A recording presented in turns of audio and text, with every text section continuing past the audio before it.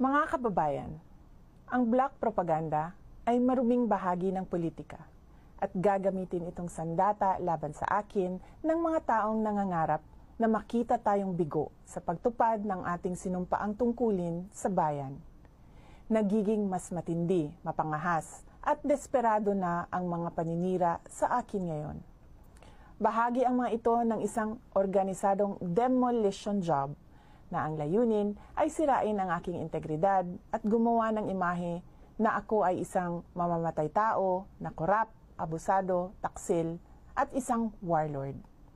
Makikita natin ito sa pag-atake sa confidential funds, pagpapalaganap ng video sa Commonwealth traffic, paggawa ng issue sa pagtatag ng security para sa opisina ng Vice Presidente, paglabas ng testigo na umano'y ako ay kaparte ng Davao Death Squad,